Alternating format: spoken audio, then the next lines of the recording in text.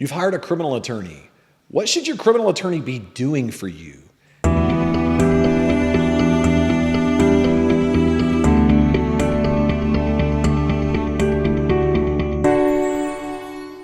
Today, first of all, I'm Jeff Hampton with the Hampton Law Firm. Today I want to talk to you about 5 steps your criminal defense attorney should be doing for you right now. And by the way, if you wait around to the end of this video, I'll also give you a free ebook, What to Do If You've Been Charged with a Crime in Texas. And if you are in the North Texas area, I'd be happy to provide you a free case analysis or consultation if you or a loved one is facing a criminal case. All right. Now, listen, this is one of the questions that people give me all the time, and I get people that call in and they'll ask, and it's a fair question. How do I know what my criminal defense attorney should be doing for me? I mean, maybe you've gone through the steps of interviewing a bunch of people and you're trying attorneys and you're trying to figure out which ones, and then you finally settle on the attorney you would like to hire. What is it exactly they should be doing? Now, first of all, I'm going to give you the very first. We got 5 of them. Number 1, your attorney should be investigating the charges. Now, how do you do that? Well, as soon as you retain an attorney, that attorney should send in a letter of representation to the court. They should then file motions for discovery and gain access to all the police reports and other evidence. There may be digital media evidence, there may be whatever it is. There could be all kinds of things that are out there. There could be testing, lab testing, all of those things you want to get access to, and you want to be able to review it.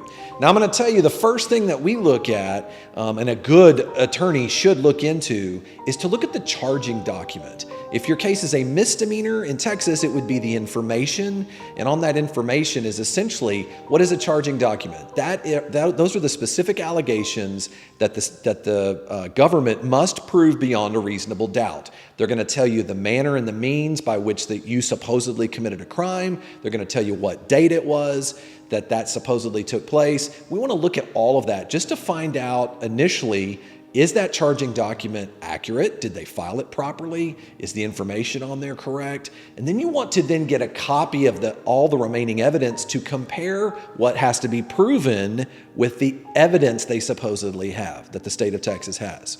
Okay. Now, if your case is a felony, then you would be looking at initially a felony complaint. If it has already been indicted, you would be looking at what's called an indictment, and you would do the same analysis. And I'll talk a little bit more about a little bit different situation if you have a felony. So number 1, investigate those charges. You need to look into it. A good criminal defense attorney should be doing that. Number 2 is to analyze that evidence. So once you've gained access to that evidence, you need to compare the charges as alleged by the government against the witness statements. Do the witness statements make sense? Other evidence that's been provided, does it line up? What are the inconsistencies in the witness statements? Where are all the little pockets of doubt in the case? That needs to be aligned, and it needs to be prepared in terms of a defense and an argument. I mean, look, here's the point. Can the state prove the case beyond a reasonable doubt? If you're in the state of Texas, it's very important, anywhere actually in the entire nation, wherever you're charged, the burden of proof is always the same. You don't have to prove anything. The state of Texas must prove everything beyond a reasonable doubt. Okay, so number 1, investigate the charges. Number 2, analyze that evidence. Number 3, then we talk about you need to get involved. You need to meet face-to-face with your criminal attorney. This is so very important. Many attorneys don't ever get involved in this. And I say face-to-face, I know it was different during the pandemic, coronavirus. There were times that couldn't always take place because of restrictions, but at a minimum, there needs to be a phone call, some interaction, a sharing of evidence, a discussion between the parties to make sure you and your attorney are on the same page about what's going on. In fact, how do you formulate a defense unless you're working specifically with your criminal attorney to provide your input? There may be evidence that the state of Texas or your government, the government against you has, that you look at and say, no, that's not right. I have proof to show otherwise. Your attorney's not going to know that unless you have that communication with them, okay? So that's number 3, is to meet with your attorney and give that input. Make sure you have that communication. Number 4, your attorney should defend you. Now, I know this seems like it's common sense, but my point is, part of formulating that defense, your attorney needs to make sure, were your rights in any way violated? I'm going to give you some examples of that. Maybe there was an illegal stop. Maybe your arrest was based upon a police officer pulling you over based on a mere hunch. Maybe the facts will not support reasonable suspicion for that traffic stop. Okay? Maybe there was an improper search. Maybe something was obtained as evidence and the police did not follow protocol, or they violated your constitutional rights. That needs to be looked into by your attorney. We're going to talk about how they do that here in a second. And then thirdly, what if your Miranda rights were violated? And what do we mean by Miranda rights? We mean if the police officer had you in custody, if you were in custody and you were being, so number one, the question is, were you being detained? And then the second question is, were you being interrogated? So if the officer was asking you questions and you were being detained at the time and you were not free to go, if they did not read you your Miranda rights and you did not affirmatively waive those rights, then anything you said to that officer may not be able to be used against you in court. So these are just some of the examples. If your rights have been violated in any way, if the police did not follow procedure according to the Constitution, your attorney, your criminal attorney, should defend you by filing a motion to suppress, demanding a pretrial hearing, trying to see if your case can be thrown out at the very beginning. And here's another way that they can also defend you. Here's the other thing. If your case is a felony case, every felony, particularly in the state of Texas, must be indicted by a grand jury. And your attorney, your criminal attorney, may have the opportunity now to analyze this evidence, determine any type of problems with the case, prepare an evidence packet for presentation to a grand jury. And a grand jury is kind of like a filter. They can actually take a case, a felony case, they can lower it down to a lesser charge, say down to a misdemeanor, or they could literally throw the case out on what's called a no bill. But if your attorney is not defending you from the very beginning, that opportunity, you could end up losing out on that. So that's one of the things you need to be looking for, and that's what a criminal attorney should be doing. Okay, now here's the other thing. Part of defending you is that your criminal attorney should counsel you, but never make you do anything. Far too many attorneys I see at the courthouse trying to make their clients take a plea deal and force them to do something. And at the end of the day, it is the accused, it is their decision about what to do, not the attorney. Yes, the attorney should counsel that individual, make sure that they know what the risks are in every decision that they make. But at the end of the day, it's not the attorney's decision to make about whether to work out a plea or to go to trial. Okay, so then push the case as far as it has to go. That's the next part of defending. So we're still under number 4 for defend you, right? What does that mean? That means if the case, whether it takes 2 months or 2 years, at our law firm, we actually had a case one time take 5 years before it was resolved. And the point I make on that is offers can change, circumstances can change over time.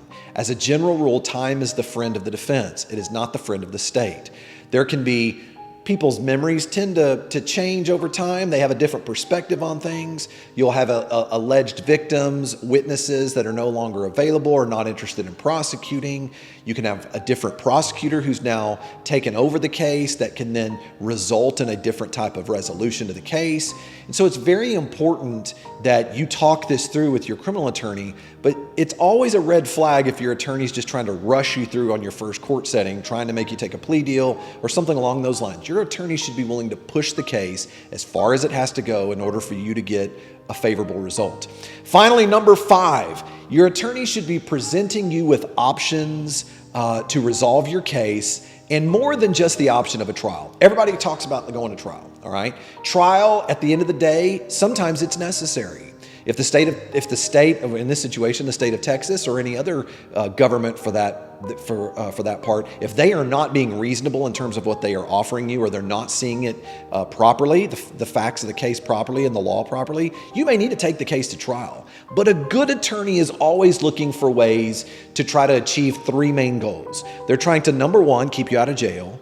Number 2, keep you from being convicted. And number 3, try to get it off your record. Okay, those are the main goals of any good lawyer. And what I mean by that, what if you're a first-time offender? If you're a first-time offender, your case may not need to go to trial. What if there can be a diversion program, a pretrial diversion program that may be available that allows you to get the case completely dismissed, eligible for an expunction? And in fact, in Texas, there are some pretrial diversion programs where you're eligible for an expunction sooner under a diversion program than you are even for a case being dismissed outright for lack of evidence.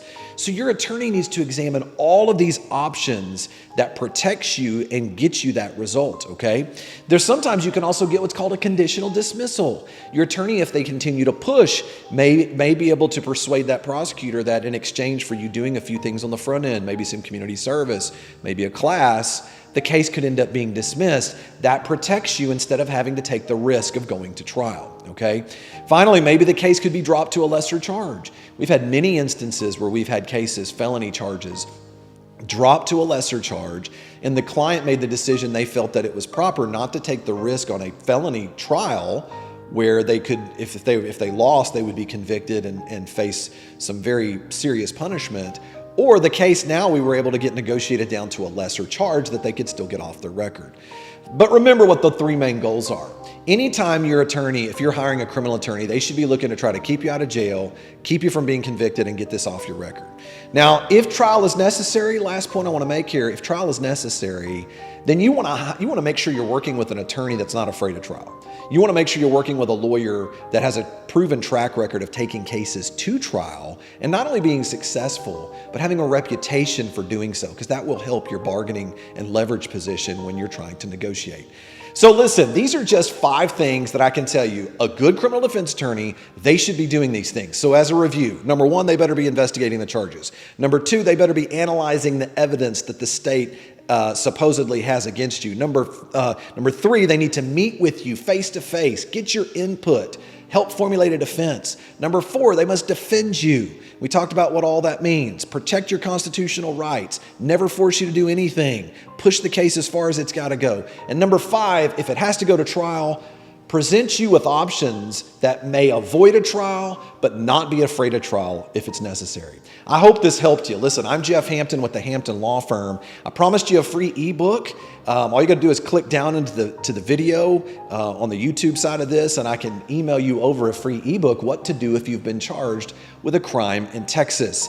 And if you are facing a crime in the North Texas area, I want to invite you to contact our law firm. Up here at the top, you'll see the phone number that's been at the top of the screen here for most of the time I've been talking. I want to invite you to give that number a call. We'll be glad to go over what your options are and give you a free case analysis and consultation. I want to thank you for joining us here today. We'll see you next time.